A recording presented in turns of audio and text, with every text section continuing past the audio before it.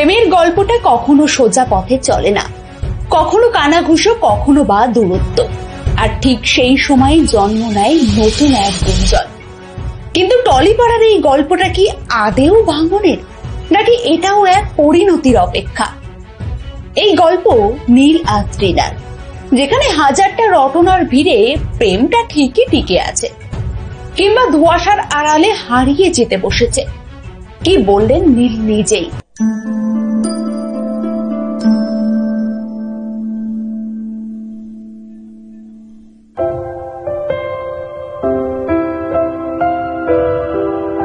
ফেব্রুয়ারি মাসটা কেমন যেন অস্বস্তিতে কাটছিল টলিপাড়ায়।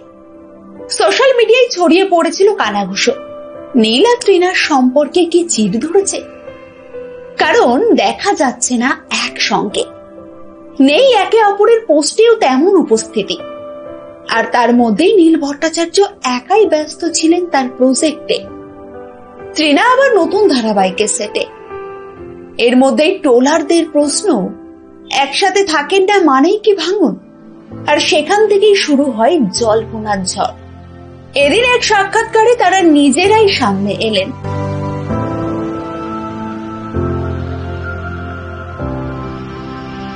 নীলের কণ্ঠে খানিক ক্লান্তি, খানিক বিরক্তি নিয়ে তিনি বললেন, আমাদের চুক্তির বিয়ে নাকি ভাঙছে। চুক্তির বিয়ে কি তাই জানি না। তৃণা জানালেন, শুটিং এর মধ্যে এত ব্রেকআপ কল আসে যে কাজের মধ্যে ডিস্টার্ব হচ্ছে। তবে সবচেয়ে সুন্দর মুহূর্তটা ছিল যখন তৃণা ফোনে নীলকে লাঞ্চ করার কথা মনে করিয়ে দিলেন। সেই এক মুহূর্তেই যেন স্পষ্ট হয়ে গেল, ভালোবাসা এখনো জ্যান্ত, হেয়ালি হয়ে থাকলেও হারিয়ে যায়নি।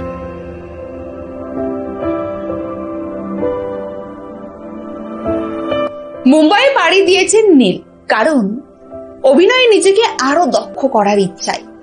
নাচ শেখা, ক্যামেরার সামনে আরো বিশ্বাসযোগ্য হয়ে ওঠা, এই ছিল তার লক্ষ্য। কলকাতায় তখন তৃণা ব্যস্ত ধারাবাহিকের টানা শুটিং এ। তবুও যাওয়ার আগে নীল বলেছিলেন, তৃণাকে খুব মিস করব। কিন্তু নিন্দুকেরা থেমে থাকেনি। আবারও সোশ্যাল মিডিয়ায় গুঞ্জন, তৃণা নীলের দূরত্ব কি মানসিক হয়ে যাচ্ছে?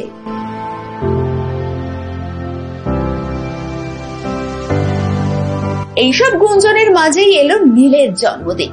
মুম্বাই থেকে কলকাতায় ফিরে এলেন তিনি, কারণ শুধু জন্মদিন নয়, আসছে তার নতুন মিউজিক ভিডিও। আর এই সময়তেই এক রোমান্টিক চমক।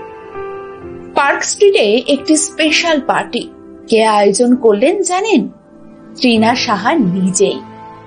এদিন অভিনেত্রী সংবাদ মাধ্যমকে বললেন, সবটা জানাতে চাই না, ওর জন্য এটা সারপ্রাইজ। এই একটা লাইনে লুকিয়ে প্রেমের বিশুদ্ধতা, যেখানে সম্পর্ক ধরা দেয় না প্রতিদিন পোস্টে, কিন্তু থেকে যায় মুহূর্তের গভীরে।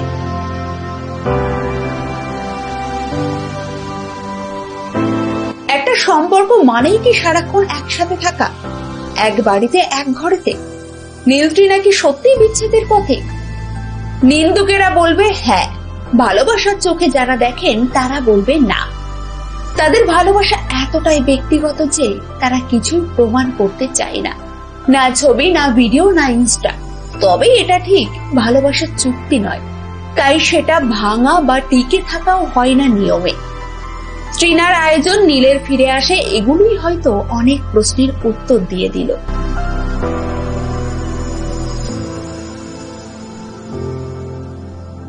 তৃণার মুখে যতই স্মিত হাসি থাক, নীলের গলায় যতই ক্যাজুয়াল গম্ভীরতা থাক, তবু একটা প্রশ্ন থেকেই যাচ্ছে, এই সম্পর্ক কি বদলাচ্ছে, নাকি সময়ের সঙ্গে একটু পরিণত হচ্ছে? বিচ্ছেদের যে গুঞ্জন ছিল সেটা হয়তো এক ধরনের ভুল ব্যাখ্যা, একটা আলাদা থাকার পর্যায়, যেখানে একজন মুম্বাইয়ে নিজের স্বপ্ন খুঁজছেন, আরেকজন কলকাতায় তার বাস্তবতা বজায় রাখছে। ভালোবাসা মানেই তো সারাক্ষণ একে অপরের হাত ধরা নয়, ভালোবাসা মানেই একে অপরকে নিজের মতো করে বাঁচতে দেওয়া। তবু মনটা কোথাও গিয়ে তার কাছেই ফিরতে চায়। নীল আর তৃণার গল্প কি তাই নয়? তোমাদের কি মনে হয়? কমেন্টে জানাও, তাদের প্রেম কি টিকে আছে, নাকি সত্যিই তোমাদের বিচারে দূরত্ব তৈরি হয়েছে তাদের মধ্যে?